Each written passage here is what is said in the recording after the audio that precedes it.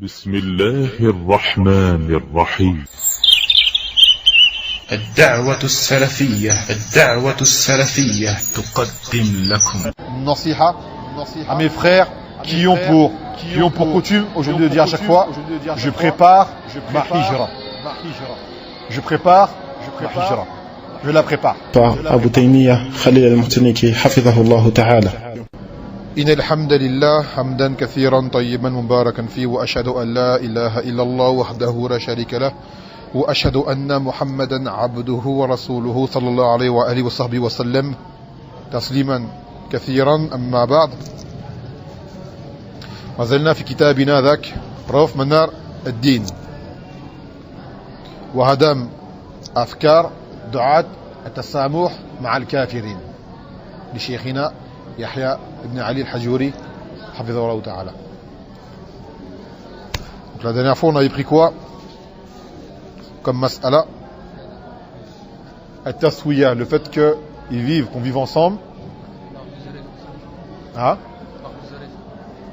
D'une part, naam, qu'on ne soit plus en besoin d'avoir du livre qu'envers eux à cette époque qu'auparavant, et d'autre part de vivre avec eux à égalité, qu'ils se sentent bien, qu'ils voient par exemple qu'on peut cohabiter sans que cela ne mène à des divergences, qu'on peut voir une église à côté d'un masjid, qu'on peut voir des minarets à côté des clochers, bien qu'à savoir que les minarets à la base c'était pas une chose de la sunna, mais bon c'est vrai que c'est devenu aujourd'hui un emblème des masajid.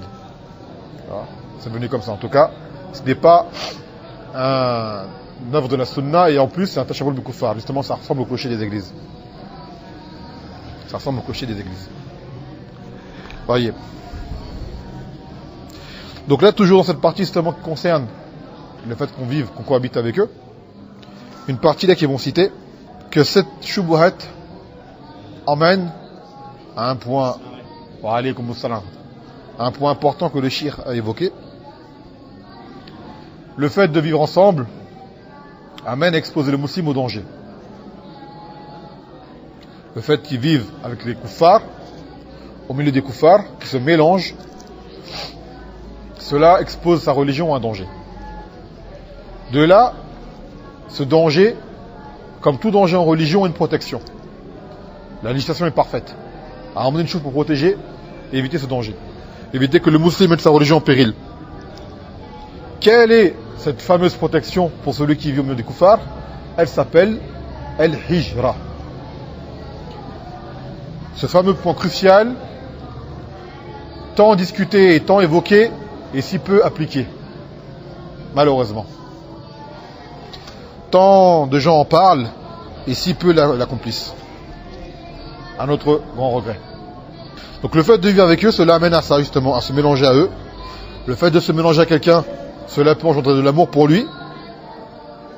Et si le musulman se met à le kafir, alors il s'expose, il encourt un grand danger pour sa religion.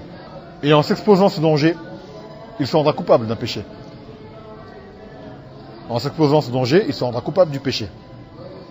D'où la parole d'Allah subhanahu wa ta'ala où il dit Innal ladhina tatawaffahumul malaikatu zalimi anfusihim qalu fima kuntum qalu kunna mustad'afina fil ard qalu lam takun ardullahi wasi'ah fatuhajiru fiha faulaika ma'wahum jahannam wa sa'at masira illa المستضعفين من الرجال والنساء والنساء والولدان لا يستطيعون حلية ولا يهتدون سبيلا فأولئك عسى الله يعفو عنهم وكان الله عفوا غفورا.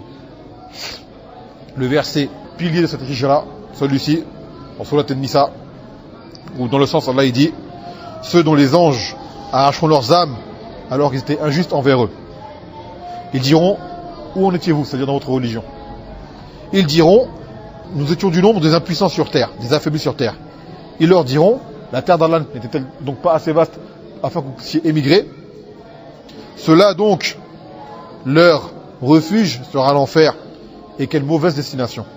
Hormis les affaiblis, les impuissants parmi les hommes et les femmes, les enfants qui ne peuvent trouver d'issue, cela, Allah leur pardonnera. Et Allah est certes pardonneur. En français, c'est le pardon. Taïb. Donc là, ce verset est venu pour qui?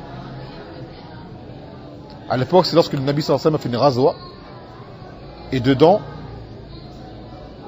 certaines flèches ont atteint des musulmans qui étaient dans le camp adverse.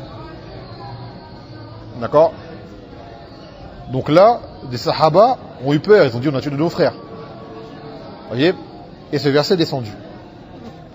Pour dire qu'à partir du moment où tu vis au milieu d'un peuple dont Allah t'a dit de sortir de leur sein et tu y restes, tu vas en subir les conséquences. Et là, à cette époque-là, c'était leur vie qui a été mise en danger. À notre époque, c'est surtout la religion. Parce que dans les pays comme la France, on ne va pas te tuer. On ne te tue pas pour ton islam. C'est pas on te prend, on te kidnappe, on te torture. En France, avec la loi, ils ne peuvent pas faire ça. Mais ils vont faire comment? Par le makr. Je vais prendre ton email chez Anfachay, et ça, ce que je te ramène, sur quoi tu étais, ou sur quoi je veux que tu deviennes. Ils aimeraient que vous mécroyiez comme ils ont mécru, afin que vous soyez égaux. Donc cette hijra, elle est venue principalement pour préserver le musulman dans sa religion. Donc quand tu es en France et que tu ne peux appliquer ta religion, et c'est une chose qui est indiscutable, hein, hormis pour une personne qui ne connaît pas le sens de l'islam ou qui ne connaît pas l'arrêté de la France, et au Qiyamah, ce verset sera un argument contre toi pour dire pourquoi tu restais là-bas. Pourquoi es-tu resté là-bas? Et également le fait de rester là-bas, comme nous l'avons dit, t'expose à un grand danger. Comme l'a rapporté Ibn Ishaq dans le Sira d'Ibn Hisham.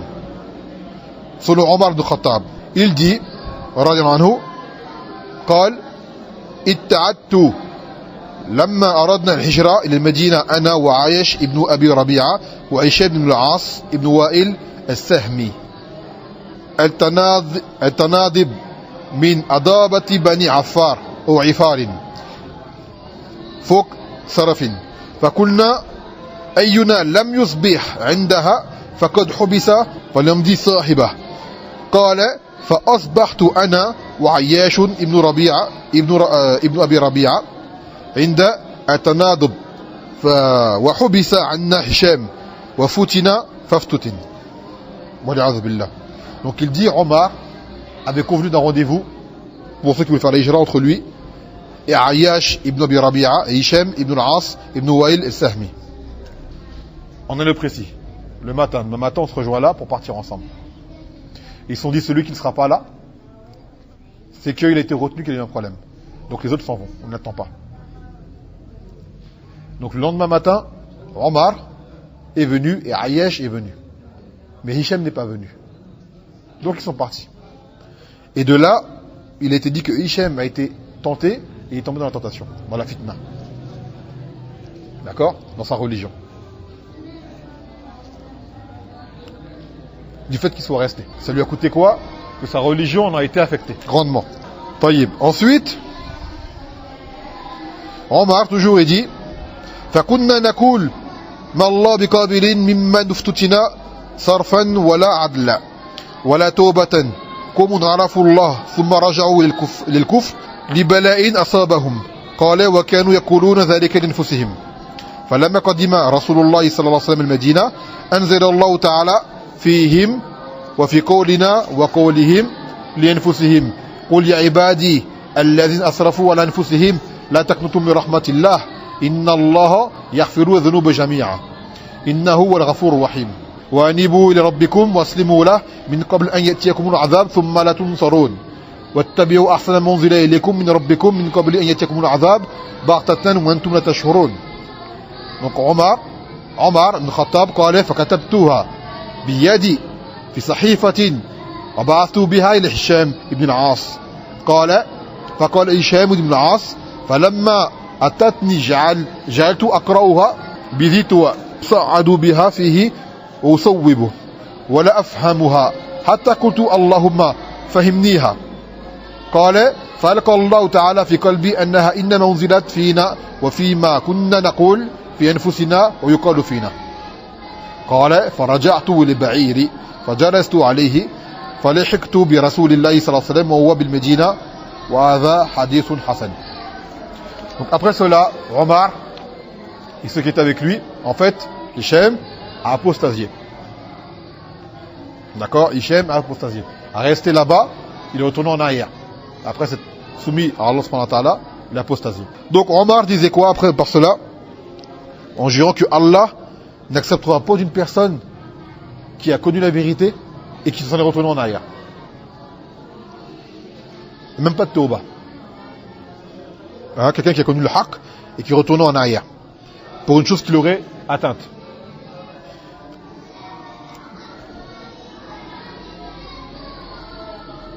Donc il disait cela à propos des gens comme Hichem.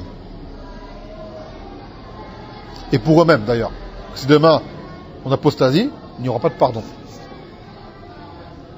Donc le prophète sallallahu alayhi wa sallam est arrivé à El-Médina. Et ensuite, Allah a fait descendre ce verset dans le sens où il dit, pour ceux qui parlaient justement sur Yani Omar, disait cela des gens comme Hichem. Et Hichem lui-même disait cela de lui-même. Des gens comme lui, qui ont apostasié. Tous pensaient la même chose. Que pour eux c'était fini. Plus de tauba, plus de moyen de revenir. Donc de là, Allah subhanahu wa ta'ala a descendu le verset, nous avons lu, dans le sens où il dit, ô mes serviteurs qui avez été injustes envers vous-même, ne désespérez pas de la miséricorde d'Allah, car certes Allah pardonne tous les péchés. Il est certes le pardonneur miséricordieux. Revenez à votre Seigneur et soumettez-vous à lui avant que nous vienne un châtiment, ensuite vous ne pourrez être secourus. Et suivez ce qui vous est descendu de votre Seigneur avant que nous vienne un châtiment à l'improviste, hein, alors que vous ne vous en rendez pas compte, soudainement. Donc Omar a écrit ce verset de sa main et l'a envoyé à Hichem. Il va comprendre, ben regarde, alhamdoulilah, il y a toujours espoir. Donc le verset est revenu vers Hichem. Il l'a lu. Et au début il ne comprenait pas.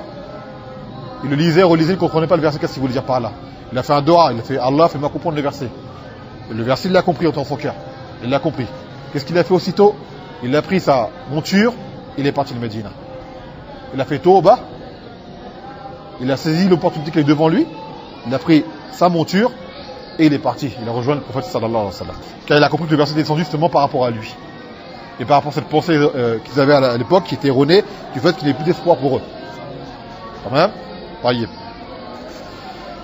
Donc de là, moi, j'aurais aimé également saisir cette occasion de pouvoir conseiller, prodiguer un conseil, nasiha, à mes frères qui ont pour coutume aujourd'hui de dire à chaque fois, je prépare ma hijra. Je prépare ma hijra. Je la prépare. Donc c'est une chose qu'on entend beaucoup de nos jours. Et tu vois que ces gens-là, souvent, te parlent de leur projet d'avenir. Ils ont une conception de la hijra qui est assez quand même, faut reconnaître, qui est matérialiste. Et non religieuse en soi, réelle. Ils n'ont pas ce côté ibada, l'adoration. Et eux-mêmes sont conseillés par des gens qui se permettent de s'avancer et parler de la hijra, d'avancer, de proposer des services, comme ils disent, à en ouvrir même des comptes Twitter pour conseiller les gens pour la hijra, des gens qui eux-mêmes n'ont pas fait la hijra, mais veulent conseiller dans la hijra. On ne sait pas comment tu vas conseiller une chose que tu ne connais pas. Toujours est-il que, et quand tu regardes bien ces gens-là, comme ils s'y prennent, le côté de leur conseil n'est basé que sur des choses mondaines. C'est-à-dire, tout ce qui est plan logement, tout ce qui est plan travail, tout ce qui est plan école, tout ce qui est plan santé, ce genre de choses. Trouver un lieu où tu auras un domicile. Trouver un lieu où tu pourras travailler. Trouver un lieu où tu pourras mettre tes enfants à l'école. Trouver un lieu où tu auras des soins, tu pourras être pris en soin si jamais tu es malade, ce genre de choses. Trouver un lieu où tu pourras faire ton commerce. Trouver un lieu où tu pourras faire ceci, cela. Détaillé. Et pourquoi tu ne dis pas tout d'abord trouver un lieu où tu pourras adorer Allah subhanahu wa ta'ala et te préserver de ta religion? Car la hijra, c'est ça. C'est partir pour préserver ta religion en premier lieu, d'accord, pour adorer Allah subhanahu wa ta'ala.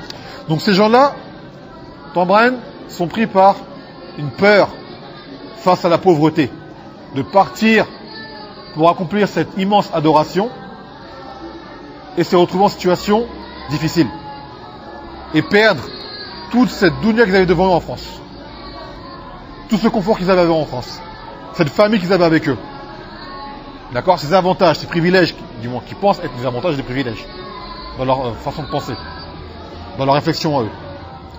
وقال النبي صلى الله عليه وسلم والله ما الفقر أخشى عليكم ولكن أخشى أن تبسط عليكم الدنيا فتنافسوا فيها كما تنافسوا فيها الذين من قبلكم فتهلككم. Voyez, فتهلككم. Donc il dit quoi? Wallah, ce n'est pas la pauvreté que je crains pour vous. Et même dans un hadith, ce n'est pas, là ce n'est pas celui que j'ai lu, mais dans un autre hadith, ce n'est pas le shirk que je crains pour vous. C'est-à-dire encore plus considérable que la pauvreté. Le plus grand des péchés, ce n'est pas le shirk que je crains pour vous. Et par là qui là, c'est Sahaba qui est interdit d'islam, bien entendu. Je crains pour vous que cette dunya ne s'étende devant vous, que ça va porter de main, hein, et que vous vous concurrencez dedans, et qu'elle vous détruise, comme cela est arrivé à cela devant vous. Donc ce n'est pas justement la pauvreté qui craint pour toi, mais le contraire, c'est la richesse.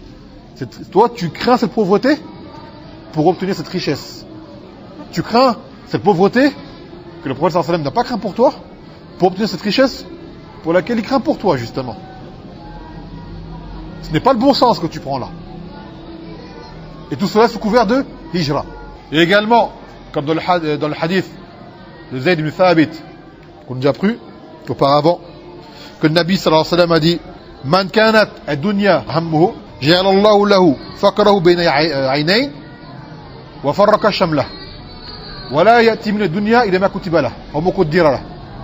Wa man kanat al-akhirah hammuhu, ja'ala Allahu ghinahu fi qalbihi, tayyib, wa jama'a lahu shamlah wa atathu ad-dunya wa hiya raghima.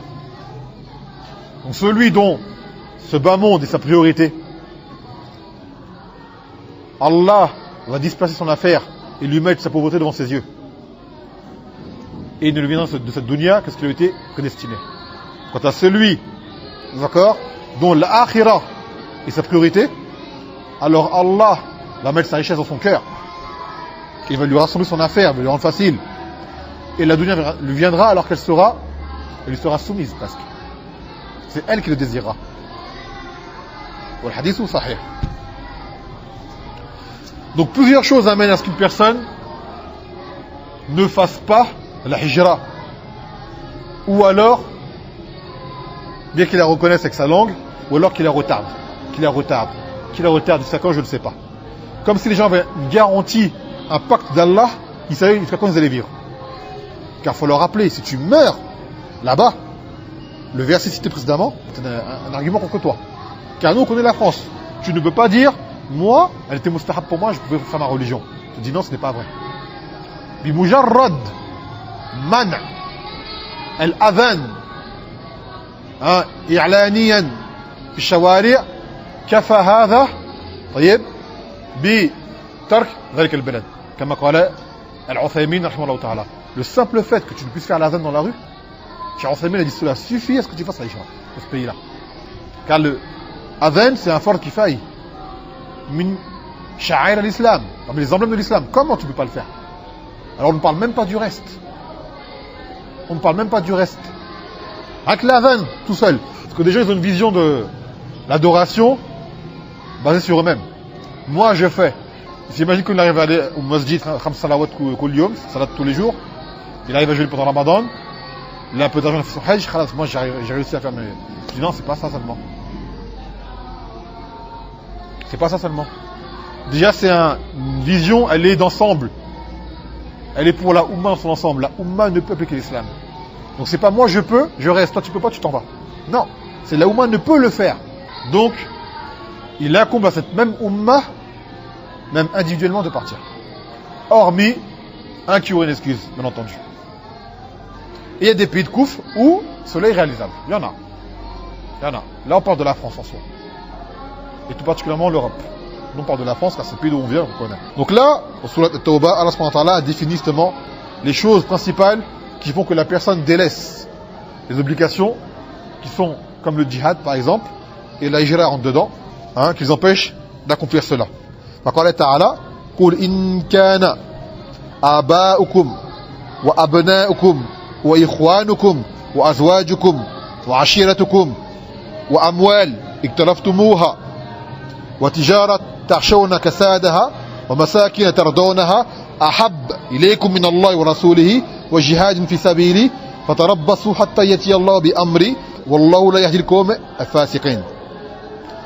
Dans le sens où il dirait que certes, si vos pères et vos fils et vos frères et vos proches, vos familles et des biens que vous avez fructifiés ou des commerces dont vous craignez vous craignez leur déclin, ou des maisons, des demeures dont vous agréez, cela vous est préférable à Allah et à son messager et un jihad sur son sentier, alors patientez dans le sens jusqu'à ce que le jugement d'Allah vous parvienne. C'est-à-dire que la chose va vous venir soudainement et que certes Allah ne guide pas un peuple de pervers. Comme ont-ils été décrits par Allah, des pervers. Et ce verset, Cheikh El-Fawzan, le cite pour les muhajirin également. Que ces points-là, leurs proches et leurs biens, c'est-à-dire leur confort, sont des choses qui les empêchent de partir d'aller de l'avant. Et beaucoup, c'est ça le problème. Quand tu dis de faire la hijra, est-ce que je pourrais retourner voir ma famille? Est-ce que je pourrais rentrer faire du commerce? Est-ce que je pourrais faire ceci, cela? Toujours revenir. Je te dis, la hijra, c'est partir. El-hijra, l'oratel mana et-tarj, le délaissement.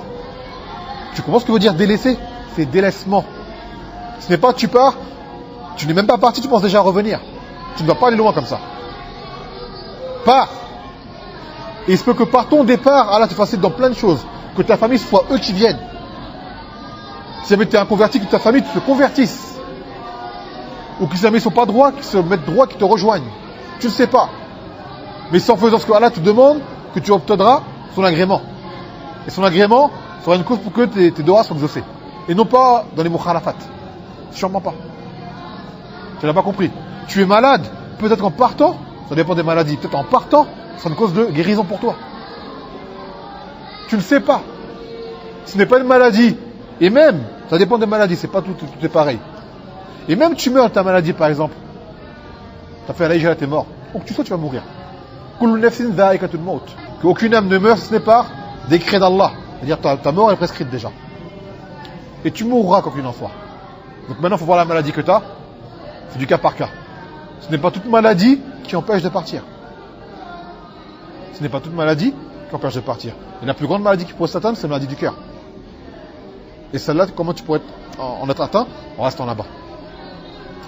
Donc ces gens-là, comme je te l'ai expliqué, les causes de leur délaissement de la hijra, ou de leur qui traînent le pas pour la faire, sont basées là-dessus. Et d'autres sont dans une rafla, une attention. Et ils vivent comme s'ils s'imaginaient qu'il n'y avait rien sur eux.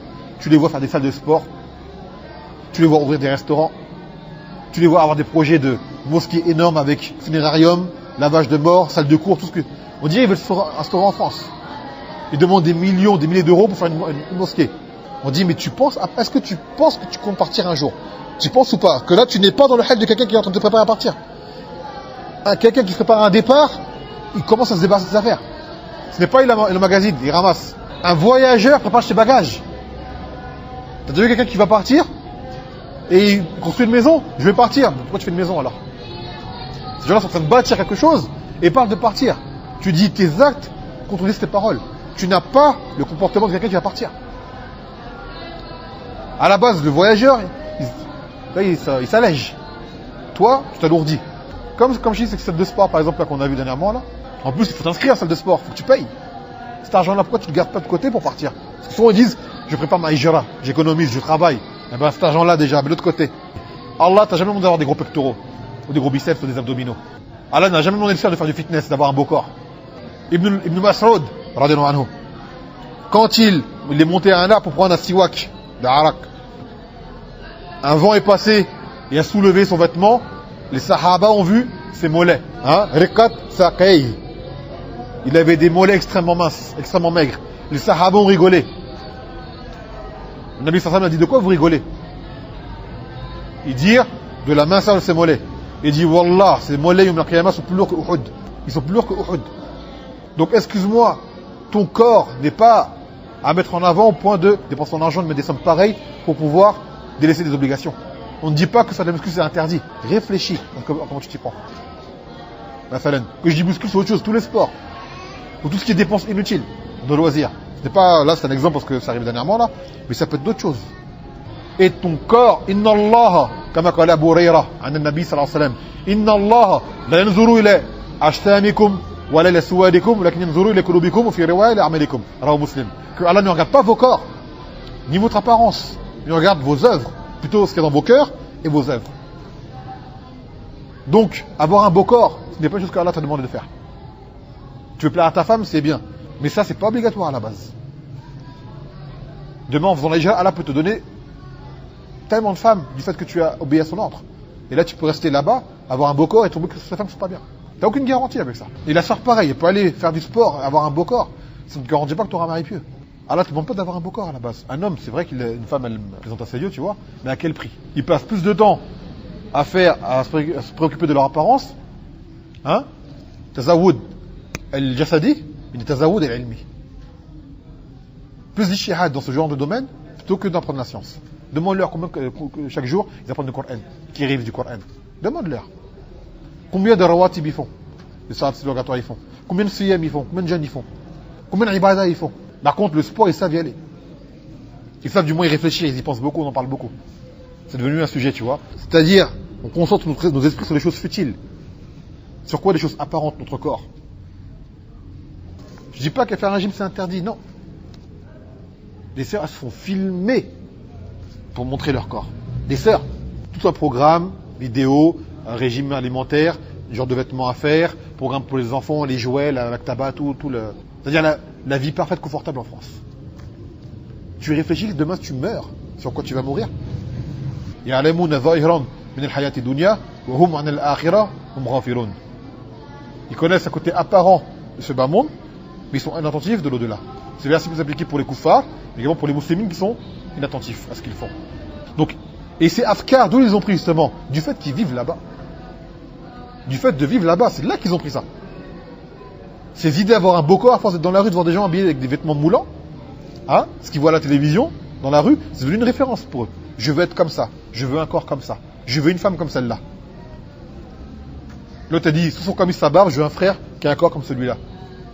Et le frère a dit, moi, sous son gilbab, je veux une sœur qui a un corps comme celle-là.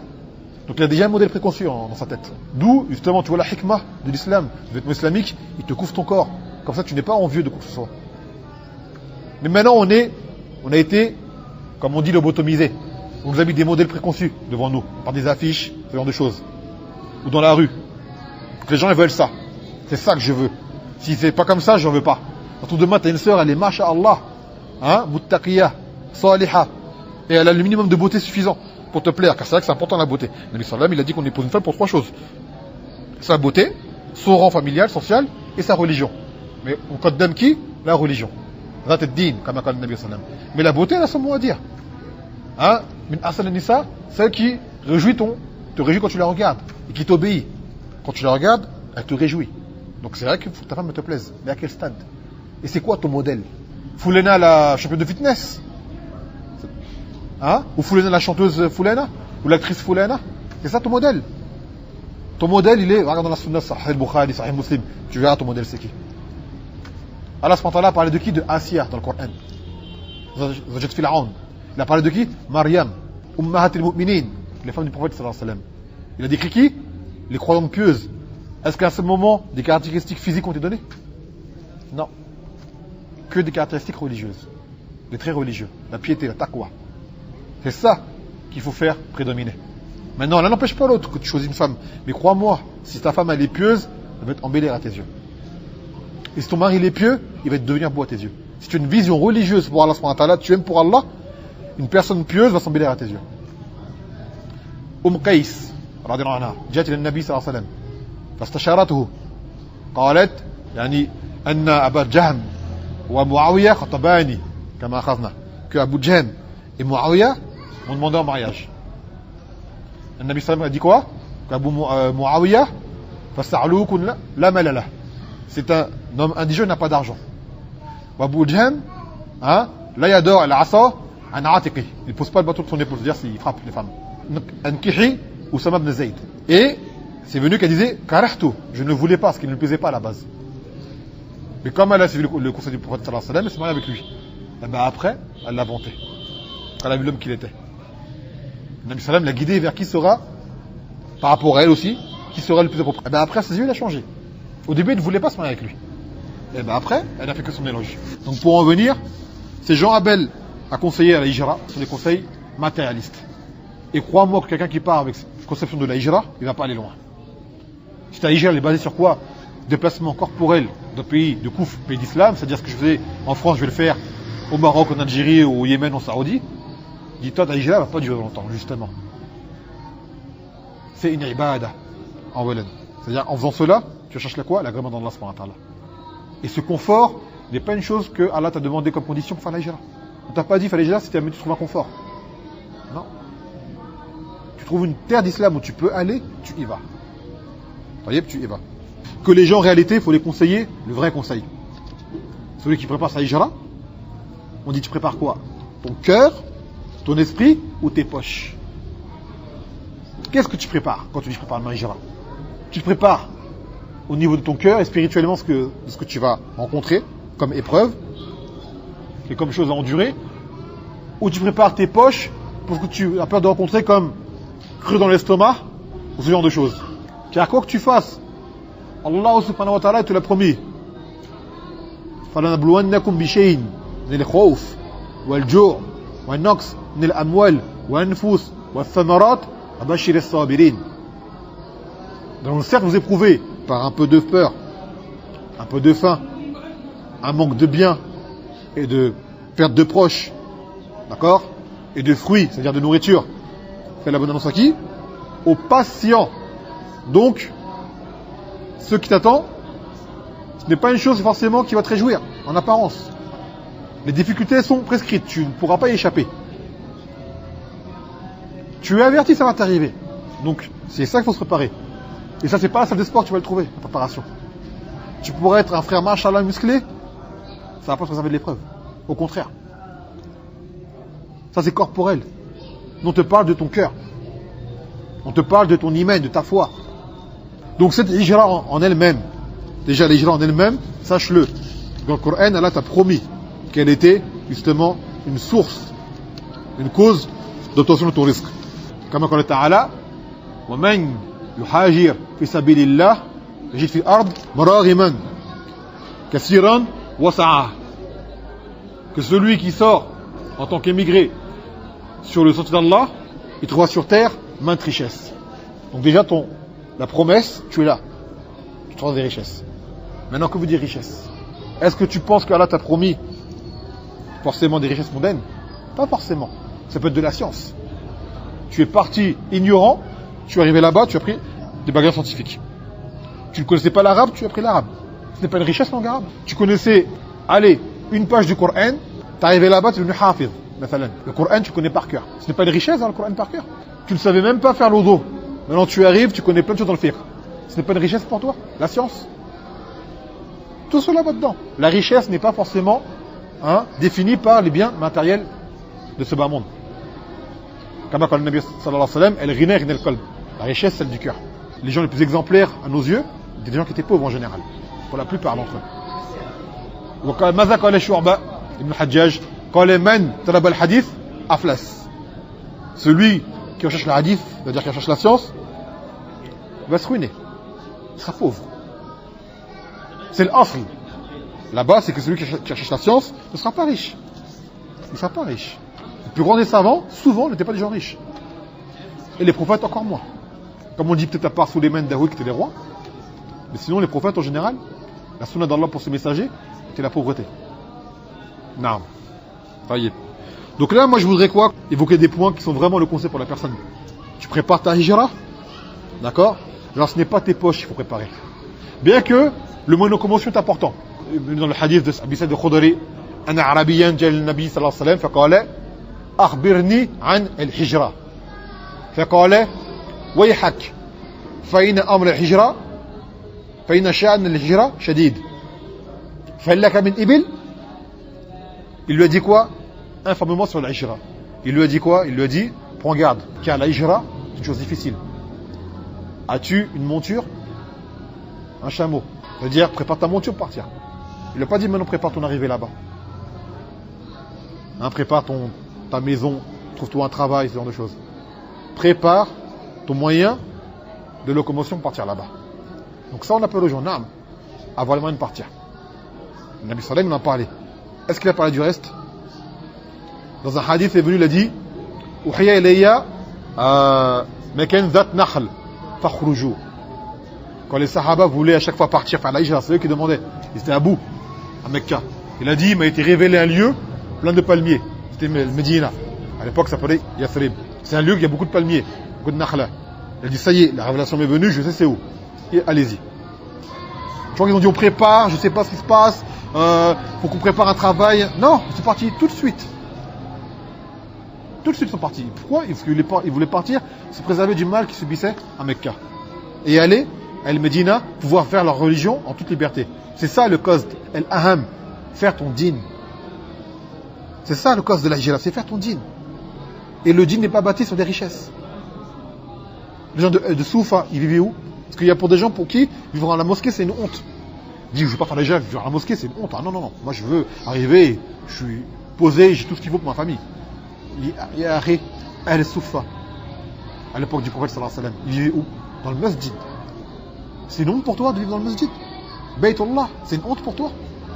Abu Huraira, radiyallahu anhu, il est tombé par terre de faim. À tel point que les gens croient qu'il était fou. Il dit, j'ai pas de folie, juste j'avais faim. Parce qu'il lazim al-Nabi sallallahu alayhi wa sallam, le suivait partout pour apprendre la religion.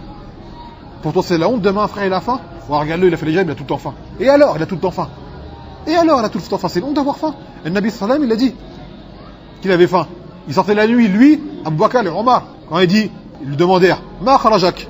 Quand elle a dit akhrajakum. Pourquoi tu es sorti? Il a dit, parce que vous êtes sortis vous aussi. C'est-à-dire la faim. On a faim. C'est une honte pour toi? Tu penses que tu seras plus gratifié que le prophète sallallahu alayhi wa sallam par des biens mondains? Il se peut qu'il te donne les biens mondains. Lakin, yurshan yakun istidraj annak. Que ce soit par istidraj. Que ce soit pour te guider vers un mal par la suite. Donc parmi les points à évoquer, importants à préparer pour cette hijra, justement, préparer ton cœur pour cette hijra. Tout d'abord, savoir que la hijra, c'est une chose à ne pas retarder si tu peux la faire. Par la ta'ala, wastabikul khayrat. Et à courir vers le bien. Ulaïka yusaliuna fil khayrat, hum laha sabiqun. Et ceux-là se précipitent vers le bien et ils s'y concurrencent. Wa qala jalla zikruhu fi shad Moussa fi qissat Moussa ma'a qawmihi. Quand Moussa a laissé son peuple, ils ont pris al-ijl, le veau. Moussa est revenu vers son Seigneur en disant quoi? Ajaltu ilayka rabbi litarda. Je me suis précipité vers toi mon Seigneur afin que tu agrées. Moussa est revenu vite. C'est-à-dire les actions de bien à la base, il faut les faire vite, il ne faut pas les retarder. Donc la préparation de ta hijra n'est pas par cette vision que tu as de préparer une formation ou un sol, ce genre de choses. Non, ce n'est pas ça préparer ta hijra. C'est préparer ton cœur, préparer ta foi à ce que tu vas rencontrer. Donc cette hijra, elle est bâtie quoi? Pour la réussir, bitawfiqillah awwalan. Que ce soit une chose que Allah t'accorde comme réussite. Par exemple, par l'épreuve que la hijra, il n'est pas demandé d'avoir des biens en soi, l'histoire de Suhail ibn Sinan et Rumi, dans la parole d'Allah subhanahu wa ta'ala où il dit parmi les gens, certains vendent leur personne en vue d'agrément d'Allah subhanahu wa ta'ala. Ibn Kathir rahimahullah ta'ala dit en tafsir de ce verset qu'il est descendu sur qui? Suhail ibn Sinan et Rumi, qui était à Mecca. Il voulait partir pour rejoindre le prophète sallallahu alayhi wa sallam faire la hijra. C'était un homme qui était riche, un homme riche. Les gens de Mecca, les Quraysh, l'empêchèrent de partir avec ses biens. Qu'est-ce qu'il a fait lui? Il a dit prenez mes biens, laissez-moi partir. Tout le contraire. Radiyallahu anhu. Il a donné ses biens en vue de pouvoir partir faire cette hijra, car il a compris la valeur de la hijra. Aujourd'hui on fait le contraire. On emmagasine on retarde pour emmagasiner, alors que les Sahaba, eux, ont vidé pour accélérer et se précipiter. Et après on se dit salafi, sur la voie des salafs. Allahumma faqihna fi dinik. Donc pour les causes de tawfiq d'Allah subhanahu wa ta'ala pour cette hijra, car c'est une chose qui est azim. Quand le Nabi sallallahu alayhi wa sallam, al-hijra, alayka bil-hijra, quand un sahabi lui a demandé, concède-moi une œuvre sur laquelle je me tiendrai droit. Une œuvre sur laquelle je serai bien. Que lui a dit le Nabi sallallahu alayhi wa sallam?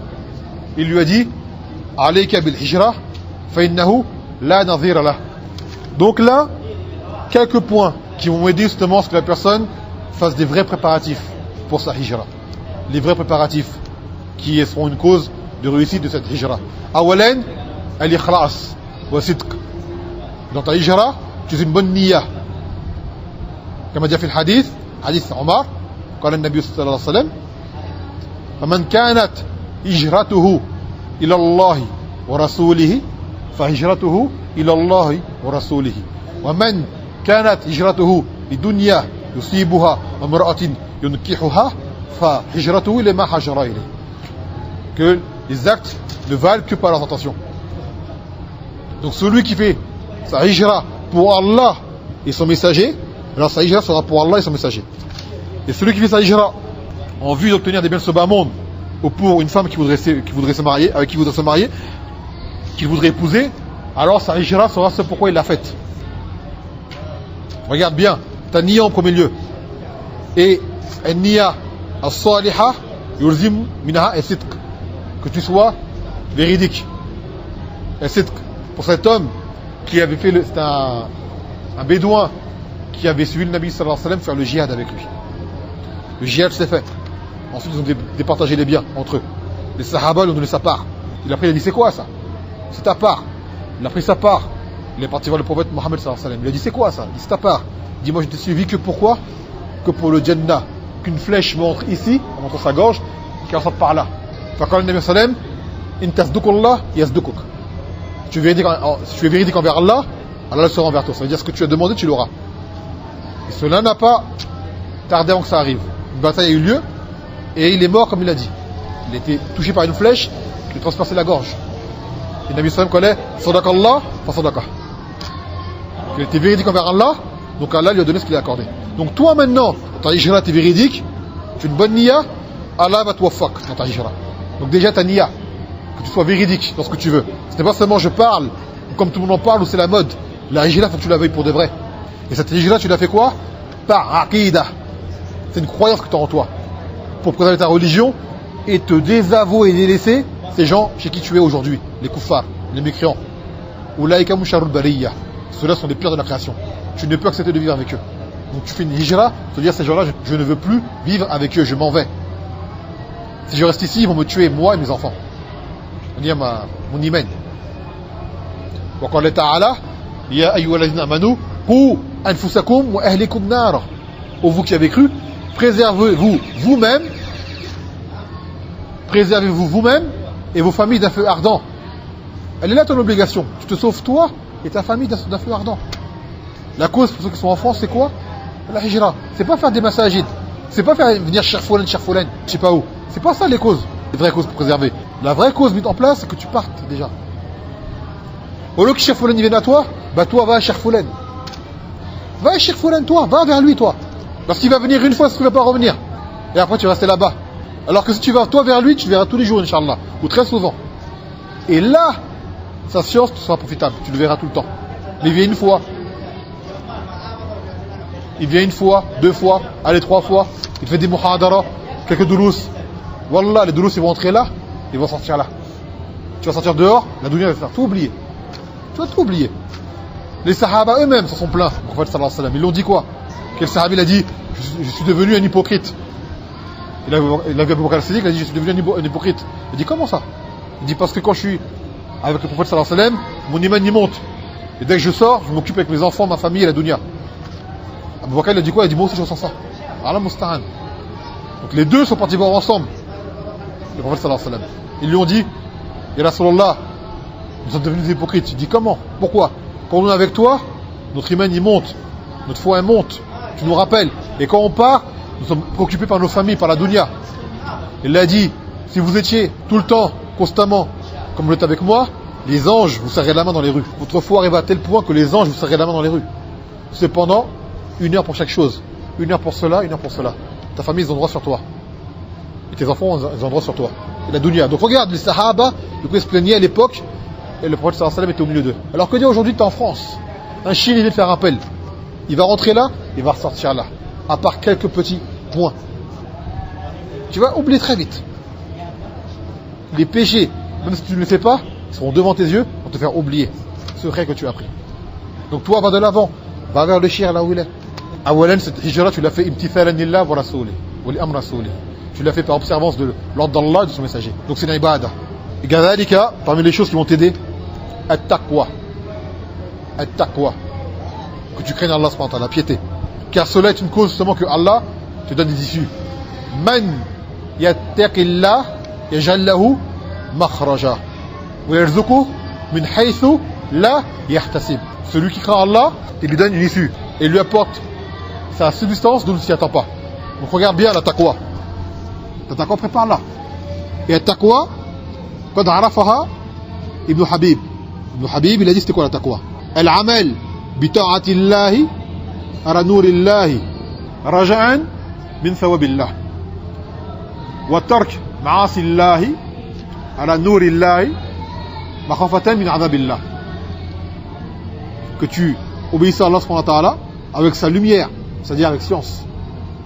Avec science, pour obtenir, par espoir de tenir quoi? Sa récompense. Et que tu délaisses les désobéissances, tu les délaisses avec science, par crainte d'être atteint par le châtiment d'Allah subhanahu wa ta'ala. Fa inna Allaha ma'al muttaqin. Que certes, Allah est avec les pieux. Wa qala ta'ala, ya ayyuhalladhina amanu, taqullaha wa qulu qawlan sadida.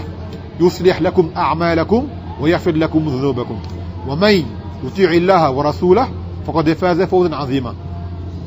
Ô vous qui avez cru, craignez Allah et dites des paroles justes. Regarde bien, craignez Allah et dites des paroles justes.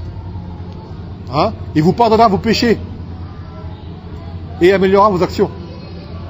Donc la crainte d'Allah est une cause que Allah te pardonne tes péchés et qui réforme tes actions. Parmi elles, ta hijra, une cause de réussite. Que tu craignes Allah subhanahu wa ta'ala. Et que celui qui obéit à Allah, son messager, a certes réussi. Ta réussite elle est là. Tu veux une hijra réussie? Crains Allah. La taqwa. كذلك من هذه الأسباب التوكل. والتوكل ما هو? Le fait de placer sa confiance en Allah subhanahu wa ta'ala. C'est quoi? C'est الاعتماد على الله بصدق في قلبه والأخذ بالأسباب. Le fait de s'en remettre à Allah subhanahu wa ta'ala avec véracité dans son cœur et le fait de prendre les causes. De prendre les causes, bien entendu. وَمَنْ يَتَوَكَّلْ عَلَى اللَّهِ فَهُوَ حَسْبُهُ. Celui qui place sa confiance en Allah, alors il suffira. وجاء في الحديث عمر قال رسول الله صلى الله عليه وسلم لو توكلتم على الله حق توكله لرزقكم كما يرزق الطير يغدو خماصا ويعود بطانا. C'est-à-dire que l'oiseau, si vous placez votre confiance en Allah réellement, Allah vous nourrirait et vous donnerait votre substance comme il donne à l'oiseau, qui part le matin de votre vide, qui rentre le soir, alors qu'il est rempli. Et ça demande quoi? Tawakkul. Quand même, tawakkul. Également, ce tawakkul, justement, est une cause qui t'amène à faire partie de ceux qui ne seront pas châtiés dans la tombe, qui ne rendront pas de compte. As-sab'in alf. Quand le hadith d'Ibn Abbas, quand le Nabi sallallahu alayhi wa sallam a dit, quand il a vu sa communauté, il a dit parmi eux, Sabun alfa truluna jannata bighayri hisab wa la ghadab. Qui entreront au paradis sans rendre de compte et sans châtiment. Et là il est parti. Les Sahaba, par la nuit, a demandé qui sont-ils, à venir avec plusieurs descriptions. En fait, sallallahu alayhi wa sallam est revenu et a dit de quoi vous parlez. Il dit on s'interroge justement, min haoula sab'in alfa, à propos de ces 70 000. Et il dit, hum alladhina la yastarqun wa la yaktahun la yatatayyarun wa ala rabbihim yatawakkalun. Ceux-là sont ceux qui ne demandent pas de ruqya, qui ne font pas de quotaisation, de kay, ne demandent pas qu'on fasse de kay, de remède par quotaisation, et qui n'ont pas la croyance par le mauvais augure. Tu vois les tatayyur, quand tu fais partir un oiseau, s'il part à gauche c'est mauvais signe, il part à droite c'est bon signe. Tatayyur, c'est le fait de croire à la mauvaise augure. Donc ces gens-là ne croient pas à la mauvaise augure et qui placent leur confiance à leur Seigneur. Et dans une riwaya, certains ont dit, ces 70 000 sont des muhajirin. Bel muhajirun minhum, parce qu'on fait la hijra, c'est parmi eux. Donc regarde un petit peu ce qui attend ceux qui font la hijra réellement. Tamam. Également parmi les choses indispensables pour une hijra muwaffaqa, as-sabr, la patience, l'endurance. Wa qala ta'ala Ya ayyuhalladhina amanu sbiru wa sabiru wa rabitu wattaqullaha la'alakum tuflihun. Vous qui avez cru, patientez et enjoignez-vous dans la patience et luttez sur le sentier d'Allah constamment et craignez Allah pour que vous réussissiez. Donc regarde bien, patientez, enjoignez-vous dans la patience et luttez constamment sur le chemin d'Allah pour que la cause réussissiez. Ta réussite, tu l'auras dans quoi également? Dans ta hijra, ta patience. Et dans le verset qu'on a dit au début, hein, que Allah va nous éprouver par des biens, par des pertes de biens, par de la peur. À la fin il dit quoi? Fabashir sabirin. Fais la bonne annonce aux patients. Wa inna Allaha ma'a sabirin. Wa ma kana qawluhum illa an qalu rabbana ighfir lana dhunubana wa israfana fi amrina wa thabbit aqdamana wansurna 'ala al-qawmil kafirin. Que Allah aime les patients et que leur parole n'était que ô notre Seigneur, pardonne nos péchés, nous excès envers nos propres personnes, nous excès dans notre comportement. Là on va dire outrepasser les limites. Et raffermis nos pas et sauve-nous du peuple mécréant. Regarde un peu.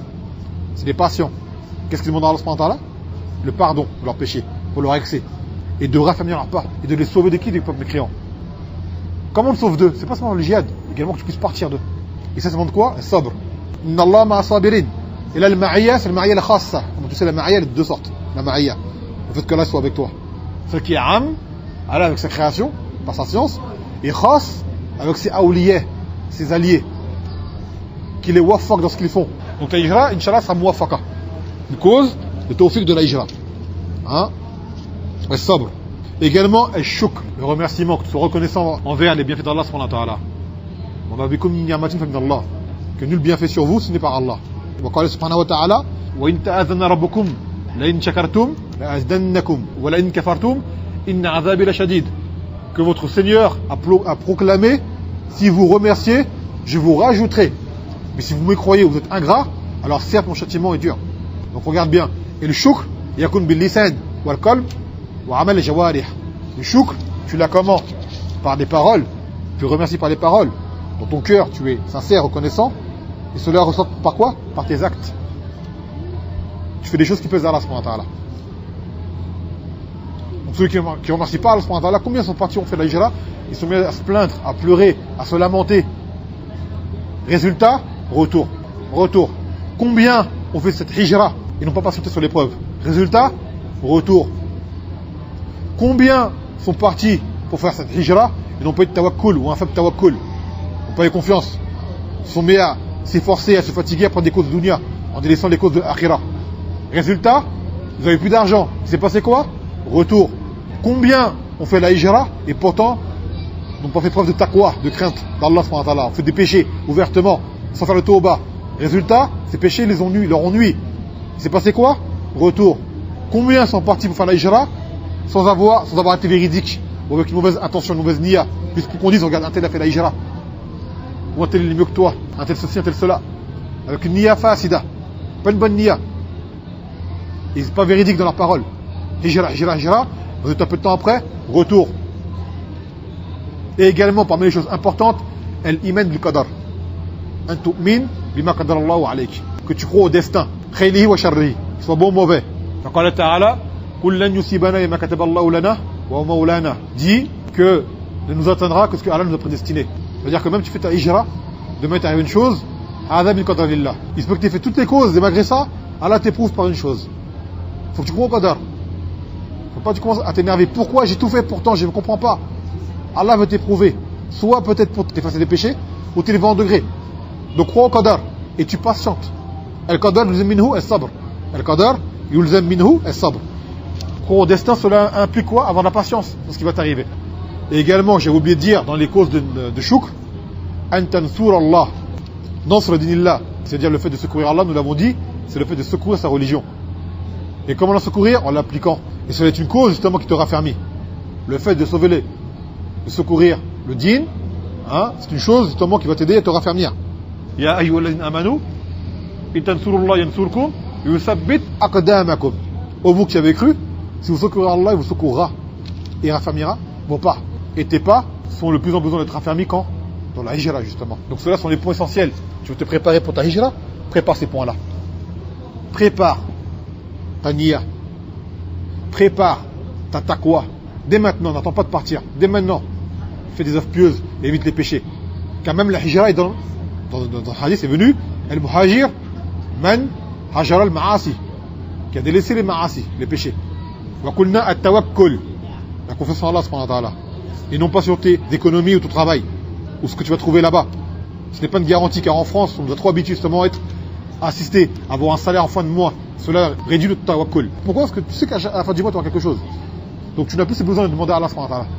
À la fin du mois, ta paye qui tombe automatiquement. Et bien là, c'est fini ça. Tu n'as plus de garantie.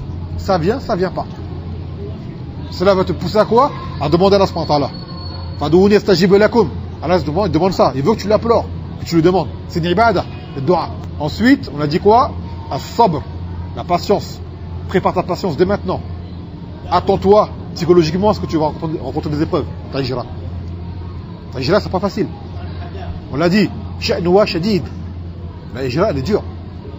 C'est pour ça que ceux qui la font ont une grande récompense. Et les muhajirin, afdal bin ansar. Les muhajiroun sont meilleurs que les ansar. Parmi les points, on a dit shukr, le fait d'être reconnaissant. Allah t'a gratifié de pouvoir partir. Awalan, t'a gratifié par l'islam, t'a gratifié par l'istiqama, par le tiba'a sunnah. Donc toi, tu dois lui rendre cela. Non pas qu'il en ait besoin lui, mais toi, tu en as besoin. In ahsantum li anfusikum wa in asa'tum falaha. Si vous faites du bien, vous le faites que vous-même. Vous faites du mal, c'est que à vous-même. Allah wa al-ghani. Allah n'a pas besoin de toi. C'est toi qui as besoin de cela. Et pour finir, on a dit quoi? L'iman du qadar, que tu crois au qadar. Et tout cela, bien sûr, n'augmente qu'avec l'ilm. N'augmente avec la science.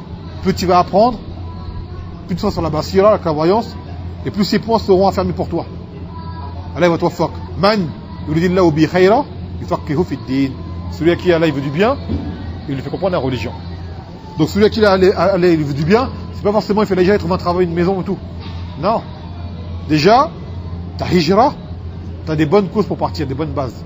Et elles sont intérieures, en premier lieu. Elles sont intérieures. Car si l'intérieur ne va pas, l'extérieur ne va pas suivre. Si tu n'as pas le fond, la femme va s'écrouler. Tu bâtis une bâtisse sur des mauvaises bases, elle va s'écrouler plus tard. Akid. Combien partent et combien sont revenus? Combien partent, sont partis, sont revenus? Donc au contraire, je ne dis pas cela pour faire désespérer les frères. Non. Pour te dire, pars, mais ne pense même pas au retour en partant. Il y en a, ils partent. Ouais, je laisse mon appart au cas où, je laisse ma voiture. Tu n'es même pas parti, tu penses déjà que tu vas revenir. Ça, c'est un souzan billah. Tu penses déjà du mal, que Allah ne va pas t'accorder ce que tu veux. Regarde comment tu penses déjà. Tu n'es même pas parti, tu penses déjà que tu vas revenir. Non, mais ça va être une cause. À la moindre place, tu vas rentrer. Tu penses comme ça. Là.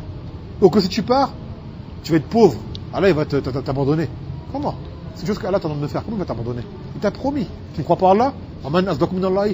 Et qui donc est plus véridique en promesse que Allah et en parole? Ces points sont à prendre en considération. Attention, gens qui te conseillent. Mauvais conseil. Fais une formation, fais un diplôme. La plupart des doigts en France, ils font ça. On nous rapporte que lorsque les conseils font de partir, apprends l'anglais d'abord, va là-bas d'abord. Ouais, parce que quand tu apprends l'anglais, ce serait une cause pour avoir un travail. Parce que l'anglais, c'est demandé partout. On dit, mais t'entends ce que tu es en train de dire là, un frère? Que pour faire ça, hijra, tu conseilles d'apprendre la langue des koufars. Toi, lui là, tu vas le perdre là. Regarde les conseillers, mon frère. Regarde les conseils qu'il leur donne. Tu penses qu'il l'a conseillé à faire ce genre de choses qu'on vient de dire là actuellement là? Là, ils partent. T'as une maison? Comme tu m'as dit toi. T'as une maison, Akhi? Est-ce que là, maintenant, d'avoir une maison pour partir? Est-ce que là, m'a dit, pars pas tant que t'as pas une maison? M'a dit, pars. Tant que t'as les moyens de partir, pars, c'est tout. Et après, ce que tu auras besoin, tu vas le trouver, Inch'Allah. Man yattaqillah yaj'al makhraja. Tu comprends ça? Et rester en France, c'est pas de la taqwa. Tu peux partir. Donc les gens, il faut qu'ils se réveillent, ils sortent de leur bulle.